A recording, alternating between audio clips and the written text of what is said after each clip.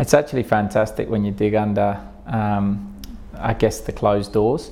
There's some fantastic examples of talent that's been secured by businesses like Unlocked, securing a Craig Rees from Atlassian to come and allow them to kind of get to where they've got to in such a short period of time.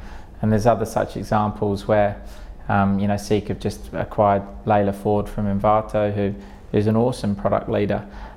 So there's a definite capability with global experience that exists here in both Sydney, Melbourne, Brisbane, Adelaide, and even in Perth.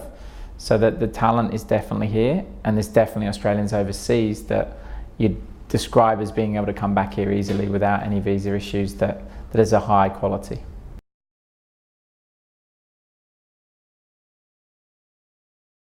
Australia is a beautiful place to live. Yes, there's the Barrier Reef, yes, there's the beaches, and if you're in Sydney, they're well talked about. And indeed, I think in Grow we use these stories to kind of tell the entire picture of, yes, there's a great place to live. Yes, Melbourne's the most livable city. Yes, Sydney's close to some awesome beaches. Yes, you can get on a flight and go and see the Great Barrier Reef on a long weekend.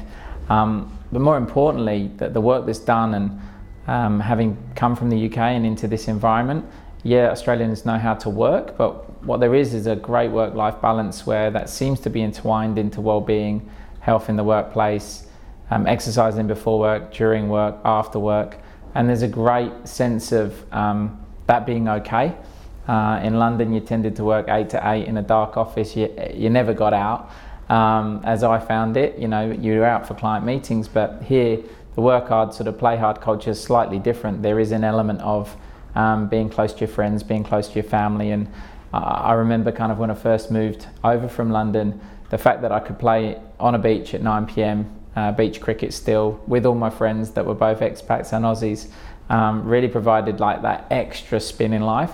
And so when we're talking to international candidates of relocation, we're able to provide those stories that are real for us and real for the talent that we have brought over.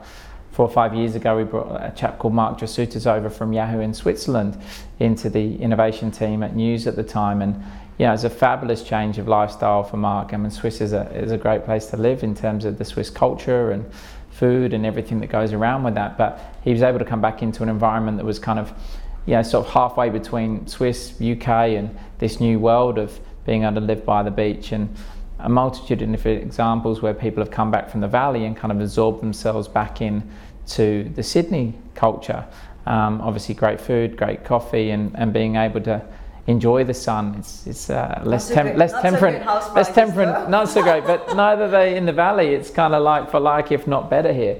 And so when the recent placement of a chap who was from Australia back into one of the leading fast growth tech businesses here in Australia, he was able to kind of fit back into society really well, because back into the beach culture, house prices cheaper than Silicon Valley, great powerful business with a global brand, already scaled globally. It was a fabulous example of how you can kind of get the best of both worlds in today's market.